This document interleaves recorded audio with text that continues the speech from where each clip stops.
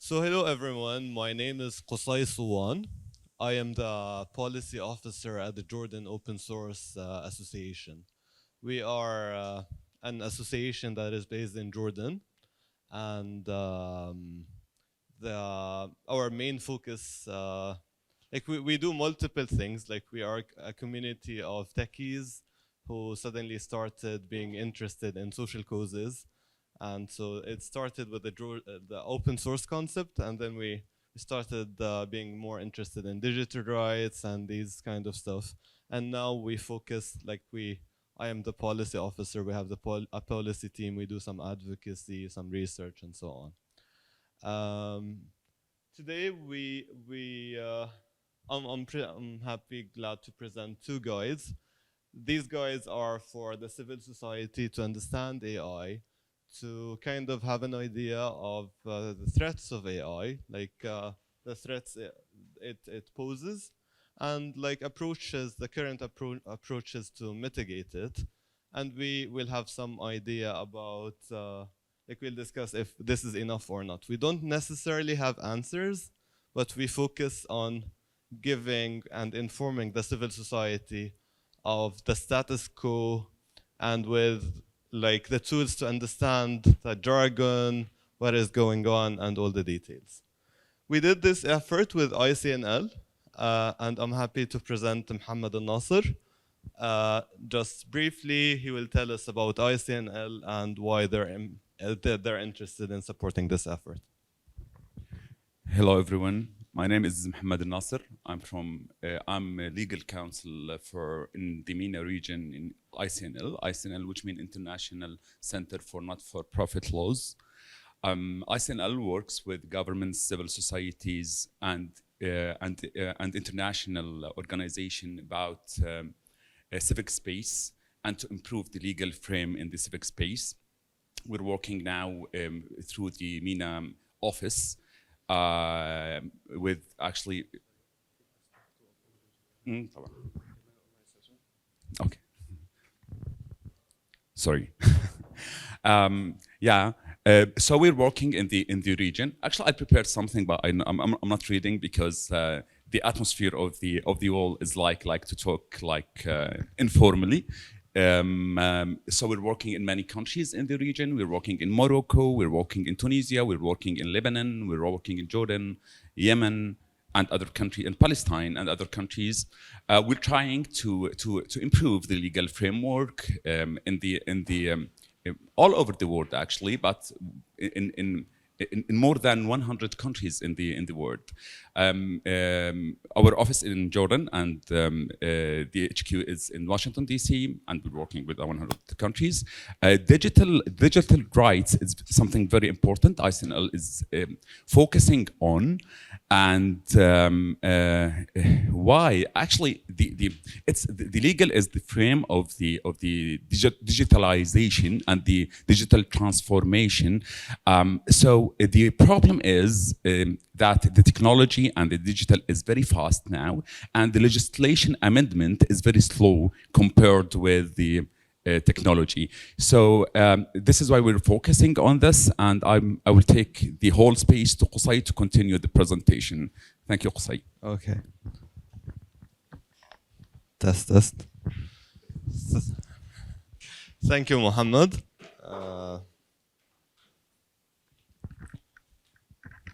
Okay.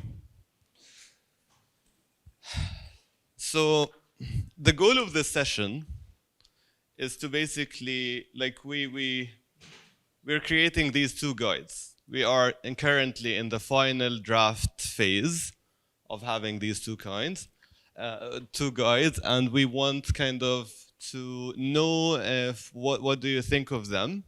Do you think they will help people, non-experts, to understand AI? And will they really address real issues and ethical approaches to them or not? And the goal is to have your feedback at the end. So please write your feedback down. If something is not clear, we want to know, because we're not presenting it well. And the goal is to present it as well as possible. Okay, so we decided to separate them to two guides: a technical guide for non-technical people that explains mainly technical concepts and dichotomies and jargon of AI, and some advocacy-ish related guide. We decided to separate them to have like good organization of the content. So we'll start with the first guide, which is the one that explains what AI is. And here we go like that. We say that AI has many, we want to tell civil society that AI has many definitions. It's not like something fixed. Like people don't mean the same thing when they say AI. And we also explain that the concept has changed over time. What is being considered intelligent as in artificial intelligence is not something constant. Like maybe 10 years ago, we would have considered something AI, but today we consider it normal, like status quo. And then we described like machine learning, which is like using data to train machines to achieve specific goals. And then we say that although machine learning, like people who want to complicate stuff, say like they consider machine learning to be like part of the broader AI, but we say also that practically people use them as the same thing, because like machine learning effectively is the shiny part of AI nowadays, and it does not matter. So we don't want people to be confused when someone says no AI or machine learning. Like consider them the same practically. There is no difference. And then we were like, let's define what's AI, or let's make people feel what AI is by examples. And that's the best way for probably non-technical people to feel it. And we say, for example, that calculating these numbers, although this is a complex task, it is not widely considered AI by most people, by most experts. And then like a computer playing chess based on predefined rules, although this feels very complicated, experts don't consider that AI. Based on predefined rules, like something very specific, like conditions. This is not AI, as most people consider. Like even a car that has an auto-braking system based on distance, this is also not considered AI. Like it does not have like the modern intelligence. And finally, even chatbots that recommend websites and pages matching keywords in whatever we ask the chatbot, this is also not considered AI. And we're trying to kind of make people know what experts think when they see specific examples. And what is considered AI usually is like recommending new videos based on watching history. So it has some kind of learning in it. Or like a robot playing chess after previously playing games by humans, like with humans or with other robots, and learning that, this can be better if we do this. So learning is the key word in most of these. Self-driving cars that learn from previous driving experience to better follow lanes. Chatbot that offers help advice after learning patterns of human communication and needs and generating useful correspondence. So learning is the thing that is associated with what we call nowadays more AI. And if it looks intelligent, but it does not have this capacity to be better or to be trained with time, we generally don't consider it AI. And I didn't mention one thing. In these guides, we prioritize technical simplicity over accurateness. We don't care if we miss a little bit of accuracy, but we want most non-technical people to understand. Then again, we have like the main dichotomy of AI, what is supervised, unsupervised, and reinforcement learning, and we like show examples of these. So the supervised or بالإشراف or guided learning is when we'll talk about it, but like this is the main dichotomy. So there is something that is supervised, something that is not supervised or not guided by human beings, not much at least. And there is something called reinforcement learning. And then we go to explain them in more detail. So we say that if we have, like this is a typical example in machine learning. We say if we have housing data that includes the sizes of the houses, location, age, price, and if it is safe to live in or not. So the question is, can we build a relationship? Can we use this data to build any specific relationship that we have in mind? And when we have some hypothesis or like some theory of how do we want to link these stuff together, this is what is called supervised learning. So we decide to use, for example, the size and location and age and price to guess or predict if the house is safe to live in or not. Or maybe we can use the size, location, age, and safety to guess the price.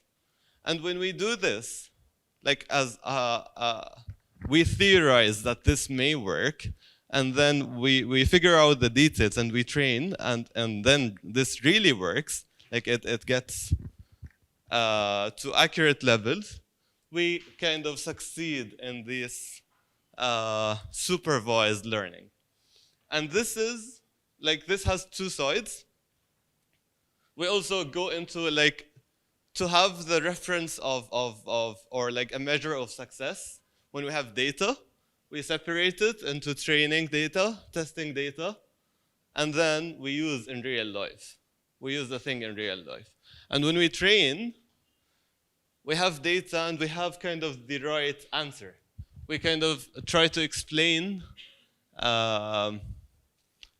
like we tried to explain here before, supervised machine learning as teaching AI a relationship between inputs we know and an output we also know for the data in order to make it predict future output to future similar input. So at the beginning, we know the input and we know the output. But afterwards, we hope that if we have new input, we'll predict the output. So here, we compare the input, and we have to the system, to the AI model, we have the input and expected output. And then we give it to the AI model so it can learn. And then we test it based on the data we separated. And then if it works, if it achieves high accuracy, we accept it and then we deploy the model. Clear-ish? Okay, cool. So then we go, okay, this can have two types, and we just focus here a little bit on the terminology. Classification problem, and the classification problem is when we want to classify something to categories. Is it safe or not safe? Is it black or white? Is it red or blue? Is it high or low? This is classification. But sometimes the problem is about the price prediction, and this is a continuous variable. When it is a continuous variable, it can be 1, 2, 1.5, like continuity, this kind of continuity. We call it a regression problem. And they're both supervised because we establish the relationship in the same way. And then we go to the unsupervised. So just to sum up the supervised, because like we're going like relatively quickly, the supervised, we have a theory. We say if we have these, like we have data, and we separate it into input and output, and then we theorize the relationship. إذا بعرف سعر البيت ده بقدر أعرف هيك. هاي hypothesis. بجربها بتزبط. Cool. Supervised machine learning. unsupervised machine learning, usually the typical example is clustering. If you have YouTube videos, or people are watching these videos, but at the same time you don't really know what is the category of the video. Let's assume that you don't have it as input, and then you can see that people usually watch this and this and this and this and this, like together. So we can cluster them together, or like have them in the same group. Like this has no theory. No human being came and like the expert designing AI, they did not say that we want this to be that group. It just clustered them into unidentified groups. And then these can be used for recommendation systems, for example. Like, because it's obvious that this group is relevant without knowing the relationship exactly. And then we go to the last type, which is reinforcement learning. And here, AI learns from interaction with real life or with the environment. And this environment can be simulated and can be real. But for example, we say if we have a process of a robot arm moving a cup, if it fails in moving the cup, we know, we have some measure to say that this failed because the cup needs to be here at the end. And the same is with chess. We know at the end if a robot lost or a robot won a game. So we can track all of these moves.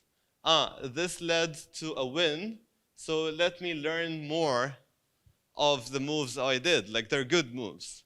And these moves led to a loss, so let me avoid them. And then they loop back again to teaching the computer more and more and more. And this is reinforcement learning. I interact with the environment as a robot, and then there is a measure of success. If I don't match with it, if I succeed, I learn this is good. If I fail, this is bad.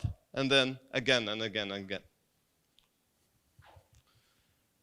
Then we just introduce briefly, because this is common, neural networks. And then we say that the idea of neural networks is that previously the AI model, the thing that learns, used to be some mathematical basic math, linear regression or something that basic.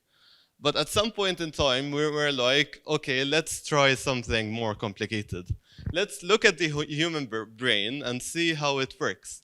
The human brain, we have billions of neurons that are connected in a way, and they operate in a way that we don't understand. And this is being replicated in artificial neural networks, in AI. We have very simple mathematical functions that we connect together in a very complicated way that we don't necessarily, we know how does it work, but at the same time we don't really know, especially when we add a lot of these layers. It gets really messy, and we lose something we call explainability. We don't, even the creator of the algorithm loses the ability to say that this result was there for this specific reason. They can guess, and they can have more educated guesses than other people because they can see, and they can know, and they can test. But at some point, it gets messy to a point that no one really knows why this result is there.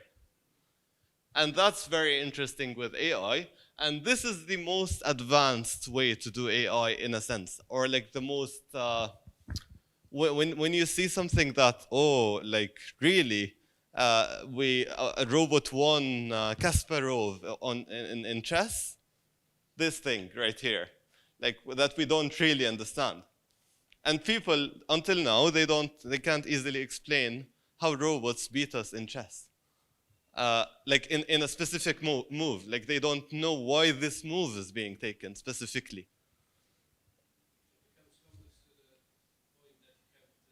Yeah, exactly. As doctors don't understand how the human brain really works, they can, this part does that, this part does that. The same problem is being replicated here.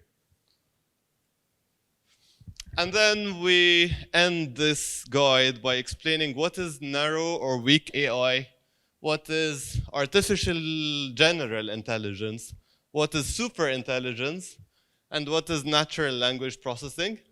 And then we go to explain potential applications that we consider, like some of them are positive and some of them are negative, but like we want to give a sense of the potential of such technologies. Okay, this is the end of the first guide. I'll be happy to have 5 minutes of questions and comments by now.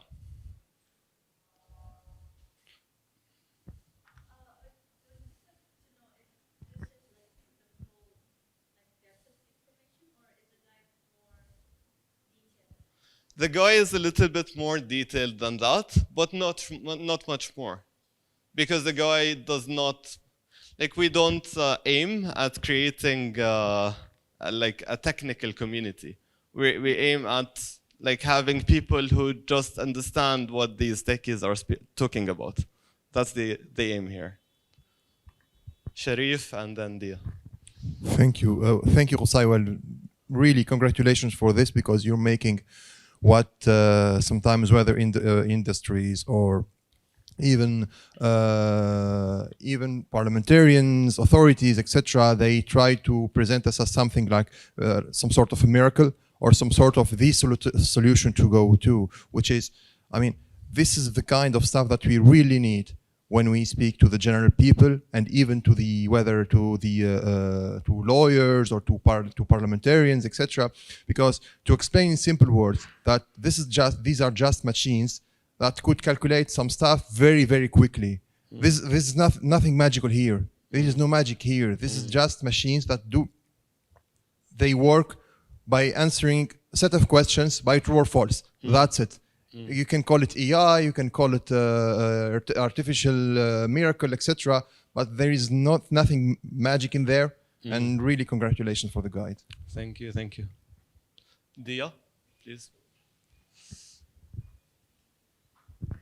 Well, I also just want to reflect to repeat that I'll just stand easier. I'll just repeat that congratulations. This is fantastic.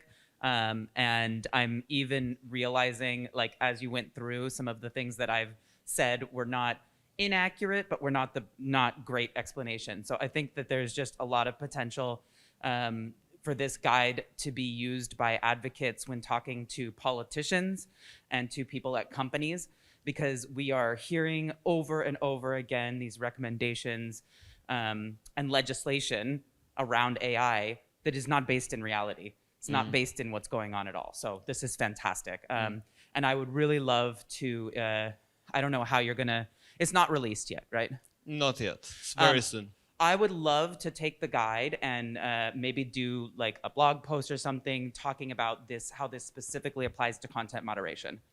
Because it's really there's such a big policy move to require types of content moderation that rely on AI. Right. So yeah, I just also sort of echoing the congrats and, get it out there. I want to help. I'm sure everybody else will help. It's really practical, useful, and I got a lot out of just already your presentation so far. So congrats. Thank you, thank you, thank you. Any more comments? Or we move, Sharif?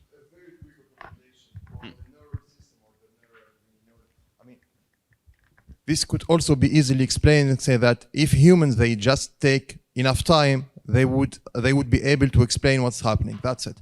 There's nothing like magical there, except the fact that it would take us, for us humans who are like, functioning on 1 hertz in our brains, and the processor is functioning at 3 gigahertz. The issue is that if we take time, we would able to understand this. This is really easy. This is simple mathematics.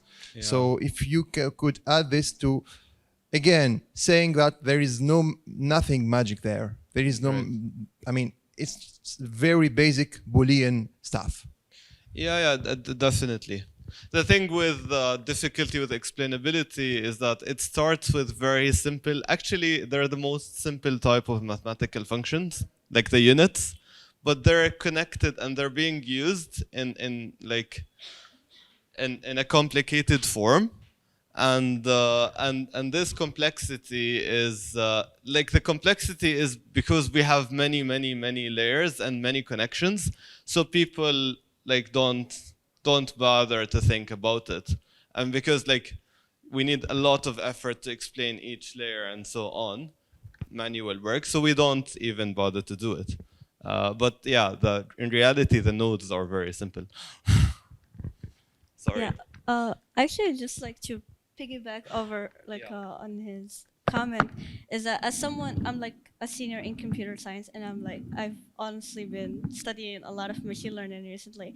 But my recommendation is that if you could just explain a bit more about the neural system, and the difference between it and sort of a comparison wise between the human one and the AI one, because even the human one is very hard to understand. So I think that section especially is for me is the hardest for non-technical people to sort of grasp. Yeah. But how do you recommend to make it easier? Because we don't want to deep dive into it. That's the thing. My sort of take on it would be just to explain what neurons in general are, just like a brief, perhaps you gave this the picture, maybe sort of highlight that and then go through it from that. In the guide it is presented a little bit better because we don't separate it into slides and it's easily designed. It's more connected. That would be much better. Otherwise it was perfect. Okay, thank you. طب يلا, let's proceed. Okay.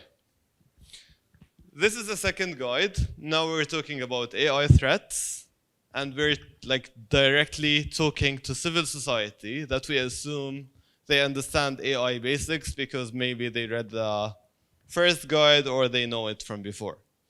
And then we focus on threats in general, they relate a lot, but we give examples that are more relevant to the MENA region because we want people to relate. We want the civil society in this area to relate to these examples. And we decided to categorize all threats. Again, here, maybe we miss a threat and so on, but we want to focus on the most important based on our research and mapping of other people's work. Access now to, for example, we use many resources to try to look and think, okay, how people think about these threats, and we evaluate them, and then we have 4 threats that AI currently poses. The first one is imitating and perpetuating human biases and prejudices. This is the first category. The second category is creating and spreading false information and content. And the third one, enabling mass surveillance of communities. And the fourth one, exacerbating unemployment and deepening income inequality. And then we go to examples. We don't explain a lot, but we brief examples and move on. We want to give people ability to give examples to these stuff. And we go to the very typical example of Amazon using AI to screen the CVs and so on. And then they ended up discriminating against women because their algorithm learned that being a woman is probably a predictor of not a good programmer or not a good employer. So they're the algorithms excluded women, and they tried to fix it, but it didn't work. And they're you know what, we'll do it manually. So now they do it manually. And this is a very typical system, a very typical example. And again, this is under the imitating and perpetuating human biases, the first one. Because we have this problem, or these biases, they're being repeated. Because AI learns from data and human beings.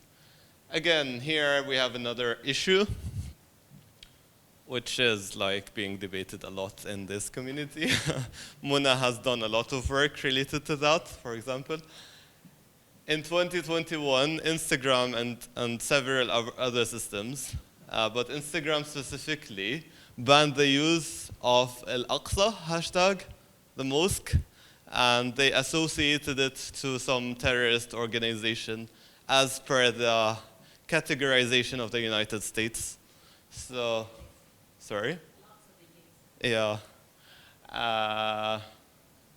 And then this made like the mission was taken by AI algorithms that like they screened this content and they took it down. Most of it was automated, and it had some level of what we call natural language processing. They try to screen the text and detect if there is something that they consider not appropriate. And in such cases, like Facebook or Meta recently published a report, like finally saying that they made a huge, like they confessed to the fact at least that they banned Palestinian content or pro-Palestinian content much more disproportionately than other types of content.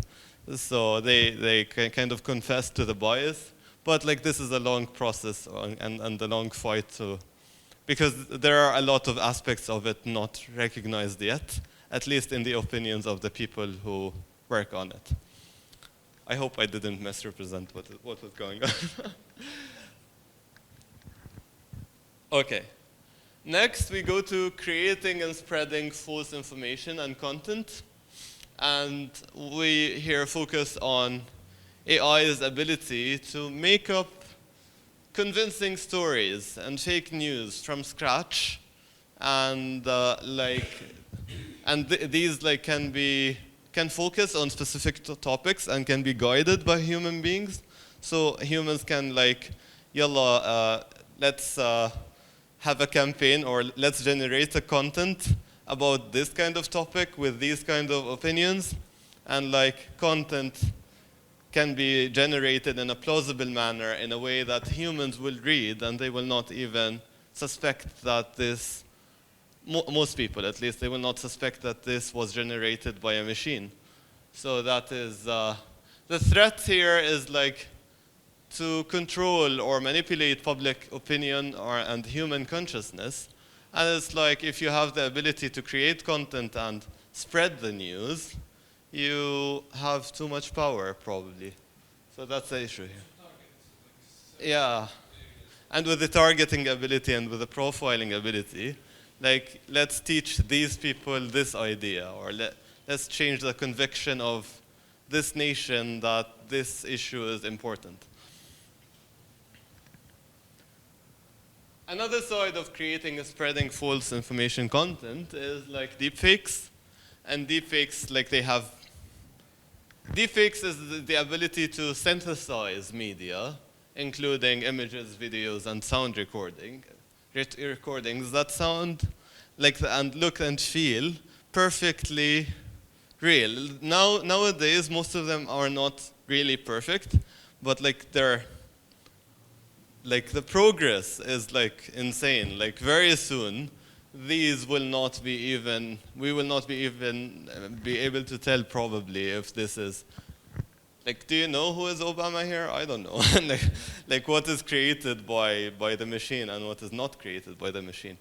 So this can like lead to a different way, like different kinds of threats, sexual abuse, pornographic content, revenge porn, hoaxes, misleading people, saying that politicians did blah, blah, blah.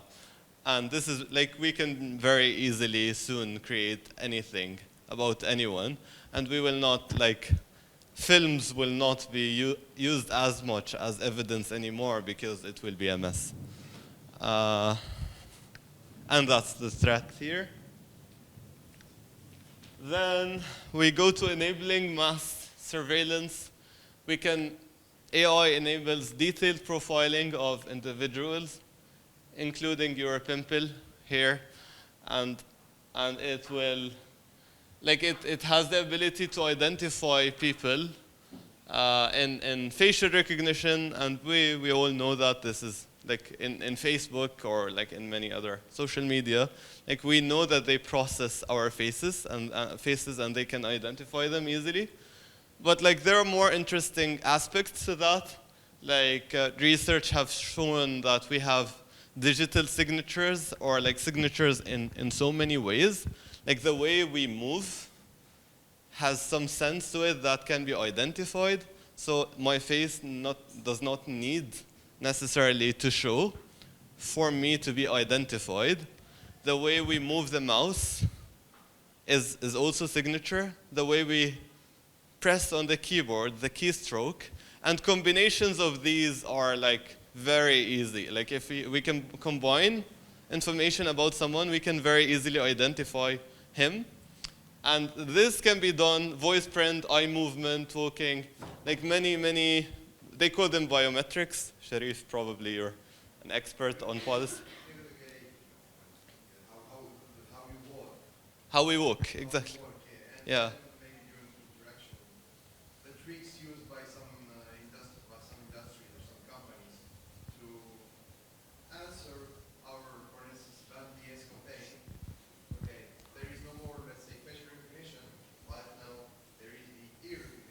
Yeah. Yeah. It's not the face, but it's even way more precise than the face. Yeah. It's like we have many ways to have fingerprints of us, and this can be tracked for many millions of people automatically without humans putting effort to it. And that's the scary part of it. Like in the past, like we used fingerprints, and we needed to go to the police station and to make sure that this fits that. This is all like not needed nowadays. It can be done automatically by some kind of regime for all of us at the same time. So we can all be identified at any point of time, and everything we do can be monitored. And we perceive this as one of the main risks, like including also profiling preferences, habits, whereabouts, everything, location, anything about any human being. And here we give an example of mass surveillance. The PRISM project, just to say that this is not a game, and this is not something that has not been attempted, and it has been attempted by democratic states and authoritarian states alike.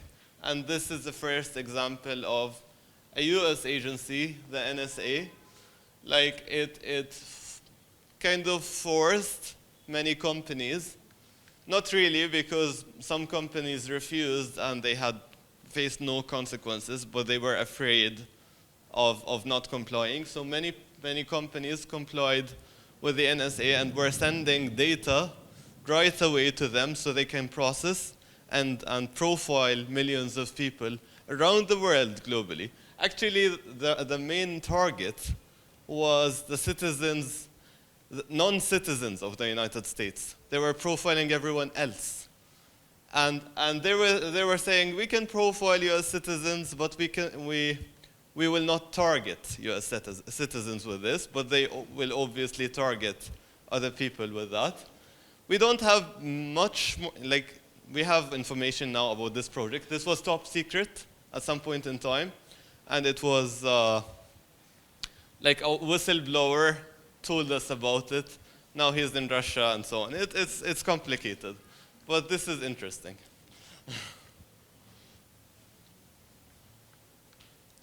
Social scoring in China also is a very interesting example, and they use automation in it a lot.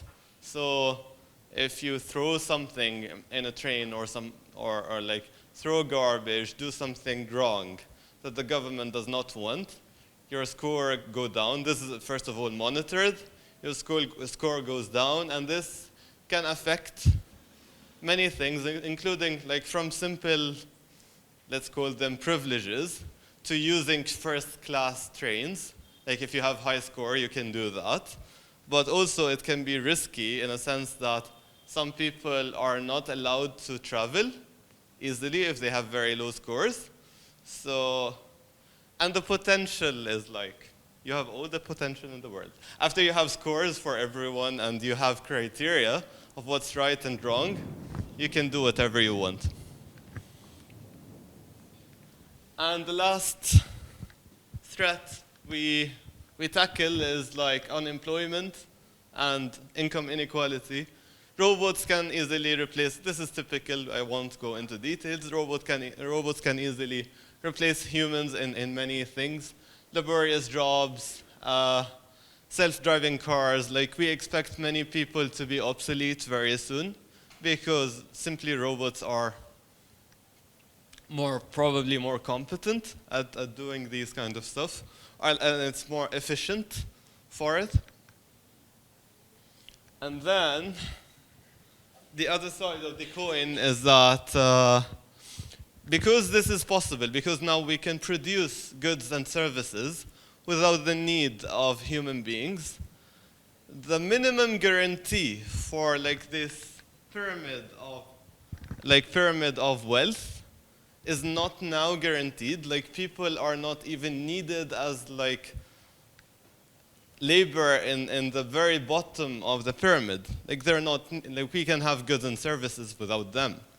And this is perceived by a threat like AI-powered economic inequality, because like the guarantee that you need to pay employees is now being diminished. I don't have much time, so I'll try to move more quickly. Why do we need to like now we talk to civil society and we tell them we want you to be involved in the conversation early on. You cannot leave it for profit-driven private sector because it is not a conspiracy theory, but they don't really care about many consequences.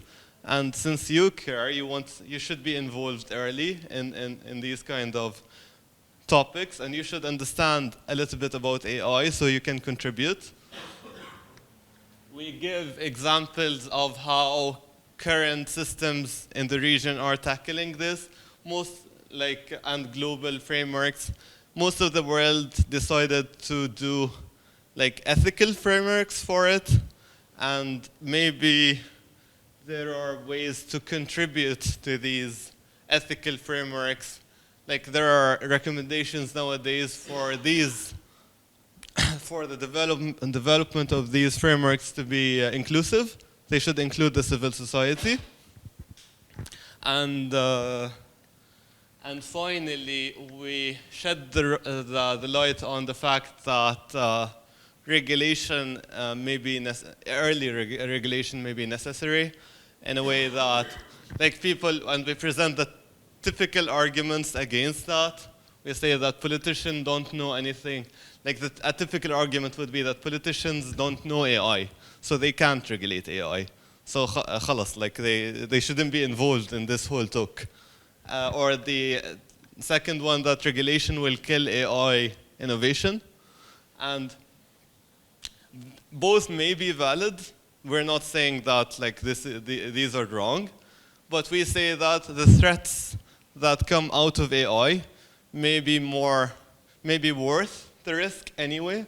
Like we need to weigh like benefits and disadvantages or harm when these things, and definitely the decision should not be monopolized by like subject matter experts only and private companies. So that's like the message of this guide.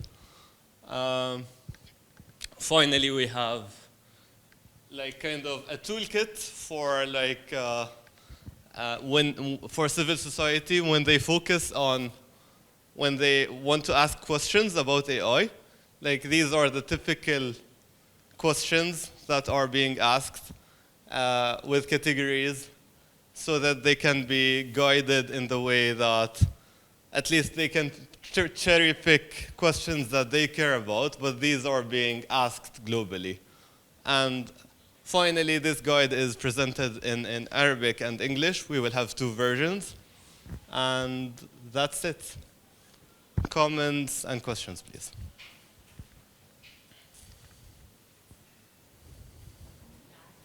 الله يعافيك.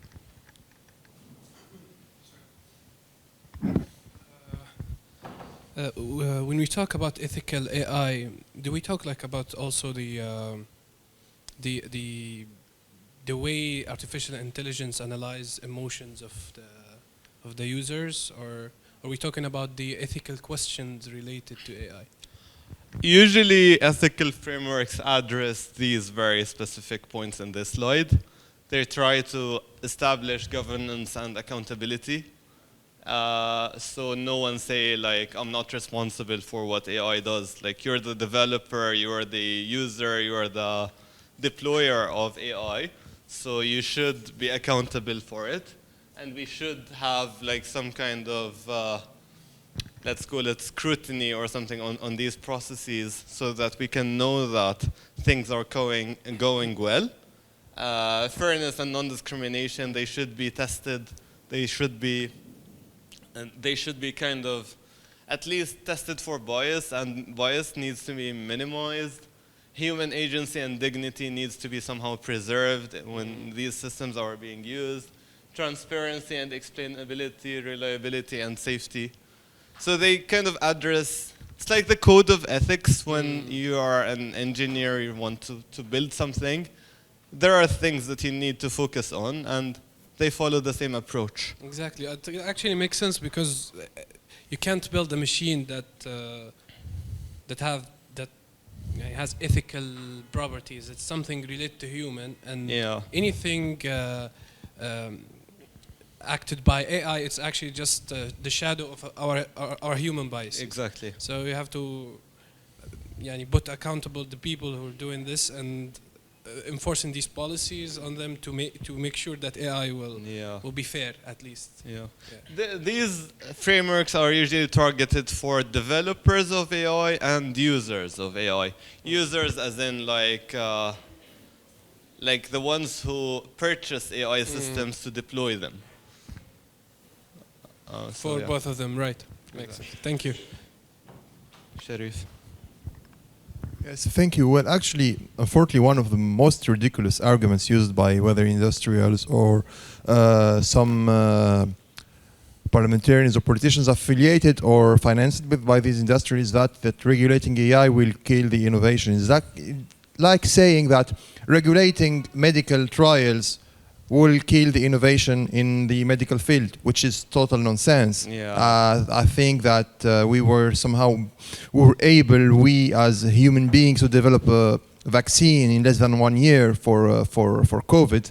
So I mean, this is one of the arguments, one of the most ridiculous arguments that we as civil society and activists, we could easily fight against by using this simple example. By using this simple example, saying that, okay, so you mean that if we don't regulate the medical trials, then we would kill innovation in the field of pharmaceuticals, etc. So it does not make much sense historically or in other sectors. Any more comments or suggestions for things that we can include or maybe remove because you think it's not that important? It's also there's Arabic version of this, right? Yeah.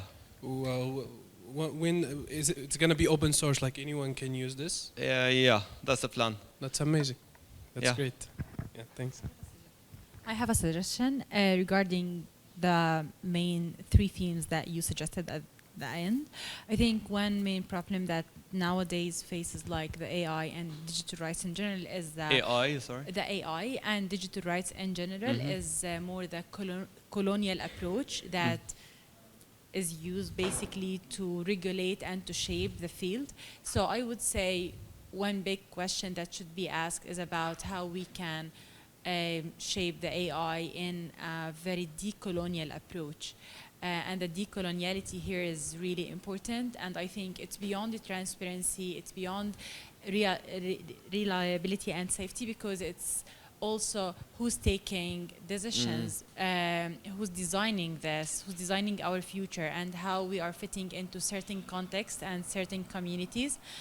And I think this is really important in regard like the global south, the global north, like power relations, because most of the new or emerging technologies are being designed and developed in the global north, and then it's being like used around the world. When people in the global north, they have like decent regulations to protect them, to protect their privacy, their data, and their other rights, people in the global south are still struggling to just spread the word about certain things. Like in case of Palestine, we can't even like have the free speech on the internet, while people in Europe, they are talking about the GDPR, DSA, and other kind of laws, which is very advanced. So I would say the decolonial approach when we are talking about AI, it's so important. We touch upon it more than the presentation, but we don't use the term.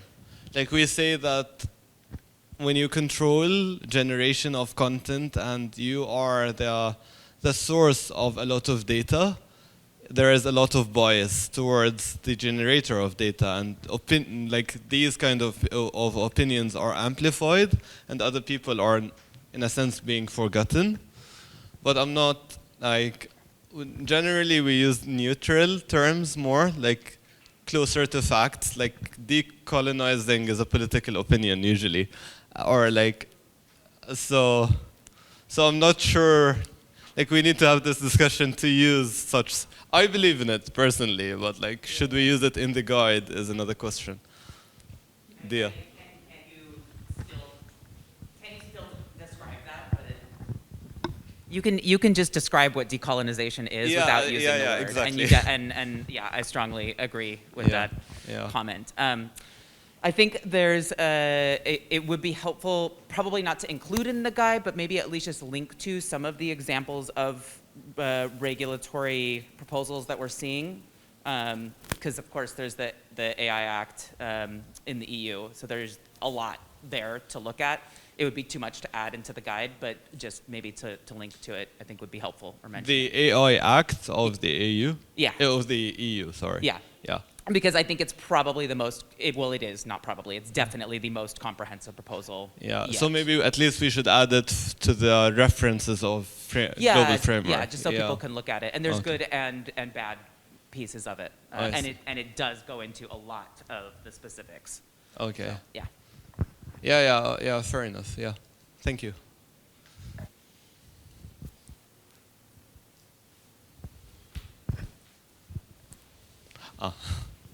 I thought you want to speak. Any more remarks? Going once? Okay, thank you everyone. It was great.